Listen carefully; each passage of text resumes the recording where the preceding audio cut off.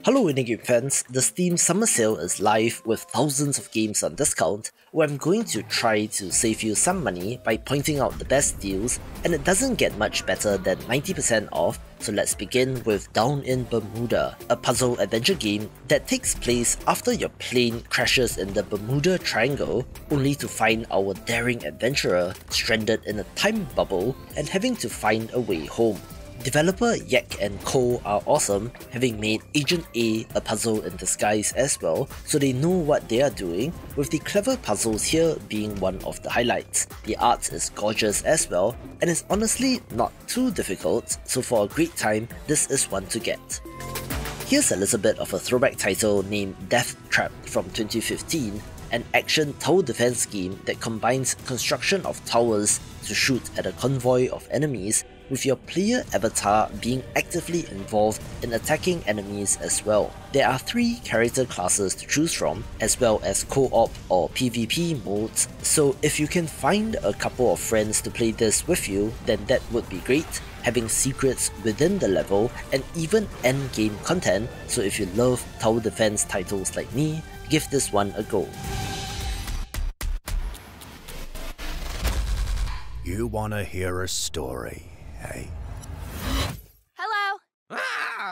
Another adventure game of interest is Cleo, A Pirate's Tale, a release from 2021 that might have gone under the radar, but if you love titles like Monkey Island, this will be of note. The developer cites LucasArts adventure games as inspiration, as will many adventure game developers, but mixes that with some Zelda inspiration in the exploration. Our protagonist is a 14-year-old girl who dreams of adventure, chancing upon a mysterious pirate logbook, which then leads to a ghost appearing and her setting out on adventure, with this having an interesting mini-game titled Kraken Food as well. Go inside and touch everything.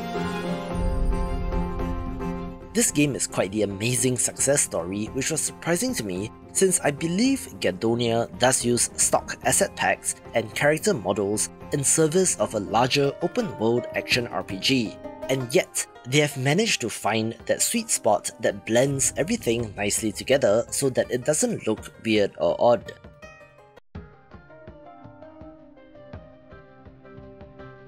I suppose the ability to customize your character is part of the reason why it works, and while the trailer might not exactly be the most impressive, the sheer ambition of this game is of note. There's combat and exploration, factions to join, allies to recruit, puzzles, platforming, resource gathering, multiple ways to tackle scenarios, and even the ability to build your own house and do things like gardening, and it's worth a shot at 90% discount.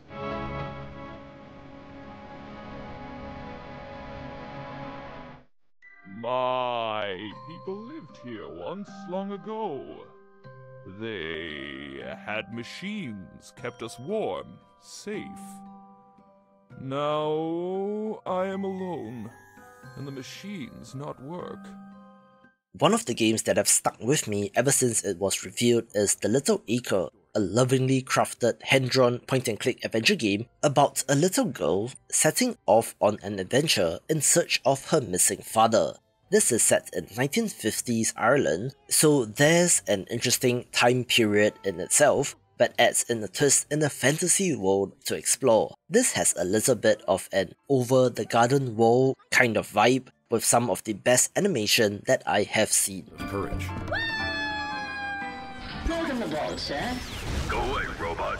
I'm going to be banging on and on about RIVE, Hack, Die, Retry for quite a while, since this is a criminally underrated action platformer shoot 'em up in which you play as a hybrid ship thing trapped on board a mysterious starship and have to find a way out. I don't really suggest that indie developers spell out what their game is about in 4 words, but it is true here, in which you are wrecking fools, hacking enemies and turrets to control them, dying to enemy fire, and then a quick respawn will have you trying again. The game is awesome and is a must-get for action game fans, although the sad news is that this developer has since shut down since they found indie game development to be unsustainable, an unfortunate casualty of the harsh nature of this industry, but this game is still great, so give it a go.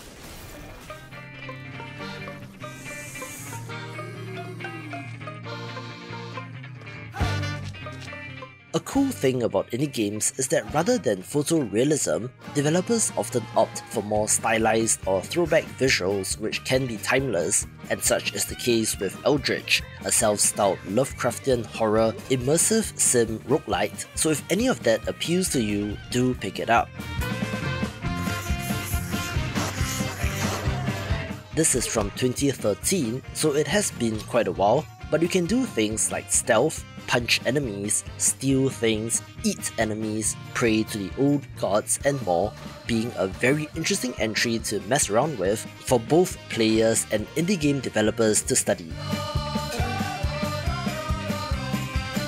Steam has introduced something new for this sale in the Deep Discounts tab of games which are at least 85% off, including some AAA titles, but I have to go back to old reliable In Castle Crashers, the OG co-op beat-em-up title that goes back to the Xbox Live Arcade days and has only carried on that momentum into its Steam release, fully remastered, up-res and all that. If you have played this in the past but don't own it on Steam, grab this and a couple of friends to relive the good old days, but I want to highlight this especially to those who have never played it before, since this is a must play and for like $1.50 it's certainly value for money. Another massively popular entry that I cannot believe is 90% off is Celeste, which is also featured on that deep discount page for the sale, being a challenging splatformer title, which basically means a precision platformer with spikes and pits and all sorts of bad things that will kill you so that you go splat more often than not.